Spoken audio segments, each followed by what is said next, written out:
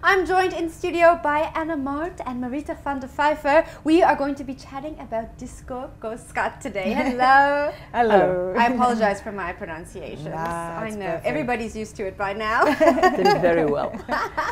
Now we're talking about disco Skat. Marita, Yes. you wrote the book that this movie is based on. Tell me about seeing your baby on the big screen. It's a fascinating experience, but it's going to be the first time that I see it now on a big screen. Yeah. I've been through the whole process, all the cuts, first cuts, second cuts, I think it was 6 cuts, you know, finally. But I saw it all on my small computer screen, all on my own in France, and now the final product, seeing it on a big screen with the final music, because I haven't seen the final soundtrack. I'm quite excited, nervous, but excited. Anna Mart, did you feel extra pressure having the author around? Not on a personal level, because of Marita as a person, as an extremely generous and warm and supportive human being. So on that level, not. But there is, as an actor, a kind of responsibility that you feel that you hope, as it is her book, also as it is her script, and she worked with Etienne Fourie, our director, as well on it, but it is her, ultimately her script, her character, that we'll get sort of maybe close to what she envisaged and what she felt like when she was writing this book. So you feel in that way that hopefully we will be able to put it out there, that she'll be happy with it. So in that way, yes, on a human, you're just human. You feel, you hope that they'll be happy. Yeah. And I can only say, I can't imagine anybody else than Anna Mart doing it. So when I wrote the script, not when I wrote the book, because then I never thought there would be a movie, but when I started writing the script, I actually thought of Anna Mart, because it helps you if you think of somebody. And at that stage we didn't know if she'd be involved in other things, if she would be interested or anything, but it just helped me to write the character. And then so I was delighted when she said she wants to do it. Tell me about Clara. Clara Brandt, I always say, is a gift from Marita van der Vyver to, I think, any South African woman, A, but B, also just as an actor. When you're sort of into your 50s, those kind of parts don't come along very often, or maybe not at all ever, where you get a chance to play a full-rounded character with a gambit of emotions, and also And a sex life. A sex life, that she has a sex life and a sensuality, and but also, what is important for me and what I truly enjoyed is, I do believe that Marita van der Vyver in her has a little, and I talk as if she's not here, but the rebel in her.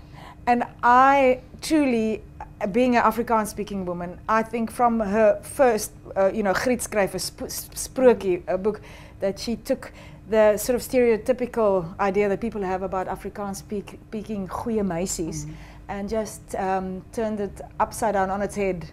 And she created for me a character in Clara Brandt as well, to show that we, like I say, we more than just koeksisters and kappies, Marita, where did Clara come from? Authors always speak about their characters appearing in their heads. Where and when did Clara appear for you?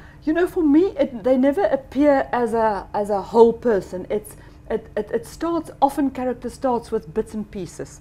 A character can start from something like a hand gesture that somebody has, or a color of hair, or whatever. So I think with Clara also, she started with, I knew she would be dark-haired, dark-haired, and I wanted her to be not thin, not fat either, but that was, she must be voluptuous, and so it started from there. And as I write, then they become, you get to know them like you know your friends, and by the end of the book you know them better than you know your friends.